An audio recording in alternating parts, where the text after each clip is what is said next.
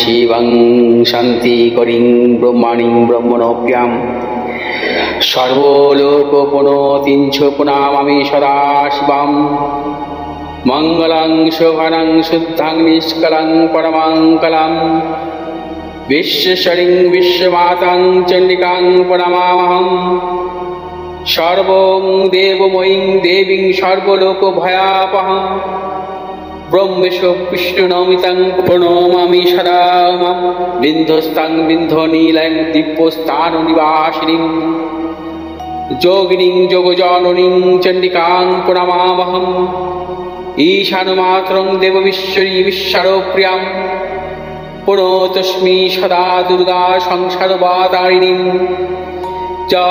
ইদং পঠতি শস্ত্রং সিনুয়াদুবাপি যে নর সমুক্ত সর্বপাপভ্য মোদতে দুর্গায়ুঃসহ ওং আয়ুর্দেহি যশো দেহি ভাগ্যং ভগবতী দেহি মে পুত্রাং দেহি ধনং দেহি সর্বান কামস্য দেহি মে প্রচণ্ডে পুত্রদে নিত্যং সুপ্রীতি শিরোনায়িকে কুলোদ্যুক্তি করে চক্রে জয়ং দেহি নমস্তুতে রুদ্রচণ্ডী প্রচণ্ড সাহসী প্রচণ্ড বলশালিনী রক্ষমাং সর্বত দেবী বিশ্বেশ্বরী নমস্তুতে দুর্গে তারিণী দুর্গে তং সর্বাশুভা নিবারিণী ধর্মার্থ মোক্ষদে দেবী নিত্যং মে বরদা ভব দুর্গে দুর্গে মহাভাগে তাই মাং শঙ্করে প্রিয়ে মহিষা সিংহ মদ মত্তে পুনতস্মি প্রসীদ মে হর পাপং হর ক্লেশং হর সুখং হরাকুপং হর রোগং হর ক্ষোভং হর মারি হরি প্রিয়ে। নমস্কার দর্শকবৃন্দ, আমি পণ্ডিতজি ভিগোস্তি জাতক বলছি। সামনেই কৌশিকী অমাবস্যা। কৌশিকী অমাবস্যা সম্পর্কে আমি খুব অল্প কিছু কথা আপনাদের সামনে তুলে ধরব। কৌশিকী অমাবস্যায় তারাপীঠে লক্ষ লক্ষ মানুষের সমাগম হয়। আপনারা প্রত্যেকেই জানেন, বিভিন্ন সংবাদপত্র বা বিভিন্ন টিভি চ্যানেলের মাধ্যমে আপনারা ওই দিন সরাসরি পুজোও দেখতে পারেন এবং দেখতে পান। প্রতি বছরের ন্যায় এবছর অবশ্য হবে। তবে কৌশিকী অমাবস্যায় মানুষ কেন আসেন? কৌশিকী অমাবস্যা তারাপীঠে মানুষ এই কারণে আসে, তারাপীঠ কিন্তু সাধনপীঠ। দশ মহাবিদ্যার দ্বিতীয় রূপ হচ্ছে মা তারা, এবং তারা মায়ের এই সাধনপীঠ তারাপীঠে বহু মানুষের সমাগম হয় এই দিন। কারণ হচ্ছে এই সাধনপীঠে কিন্তু প্রথম বৈশিষ্ট্যমণি কিন্তু সাধনা করেছিলেন।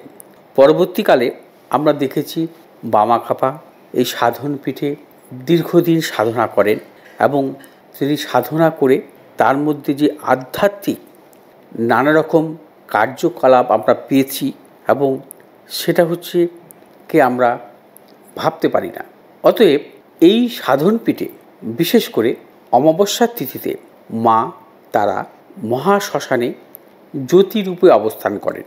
সেজন্য যখনই কোনো গ্রহদোষ খণ্ডনের ক্ষেত্রে যে ক্রিয়া হয় বা গ্রহদোষ খণ্ডন হয়, সেক্ষেত্রে কিন্তু তারাপীঠের মহাশ্মশানে কিন্তু পুজো পাঠ হোম যজ্ঞের বিশাল অনুষ্ঠান হয়, এবং এই মহাযজ্ঞ আমিও করব, আপনারাও উপস্থিত হতে পারেন।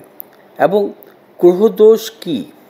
গ্রহদোষ হচ্ছে একটি মানুষের জীবনে তার জন্মগ্রহণ করার পর নানা রকম প্রতিকূলতা আসতে পারে, এবং সেই প্রতিকূলতার জন্য সে জীবনে কিন্তু সাফল্য অনেক ক্ষেত্রে পায় না।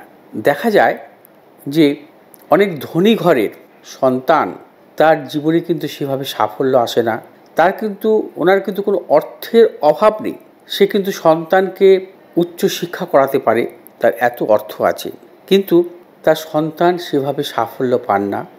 আবার দেখা যায় অনেক গরিব ঘরের সন্তানও তার কোনো অর্থ নেই, সেক্ষেত্রে কিন্তু সে জীবনে কিন্তু প্রবল সাফল্য পান।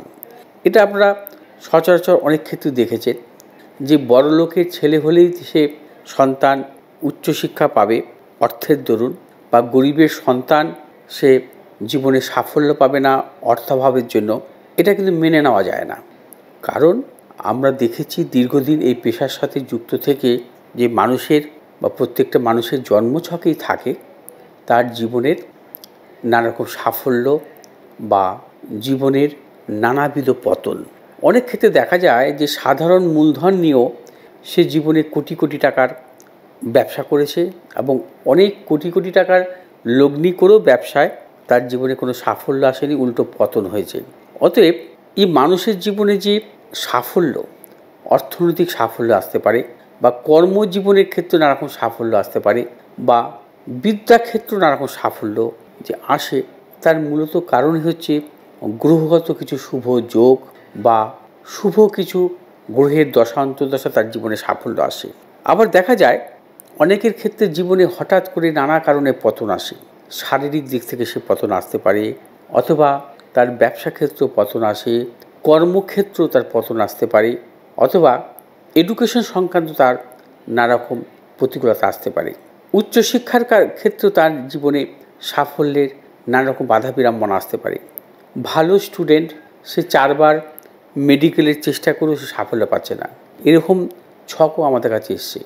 বা অনেক প্রচেষ্টা করার পরেও কিন্তু তার জীবনে সেভাবে এডুকেশন সংক্রান্ত সাফল্য আসছে না। সব কিছু কিন্তু মূলত গ্রহ দোষের কারণে হয়। গ্রহদোষ এমনই, গ্রহদোষ থাকলে তার জীবনে ব্যবসার দিক থেকে হতে পারে, কর্মের দিক থেকে হতে পারে, উচ্চশিক্ষার দিক থেকে হতে পারে, দাম্পত্য জীবনের দিক থেকে হতে পারে, অবশ্যই প্রতিকূলতা আসতে পারে।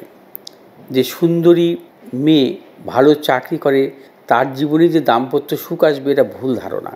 অনেক ক্ষেত্রে দেখা যায় তার জীবনেও নানারকম প্রতিকূলতা আসে দাম্পত্য জীবনে।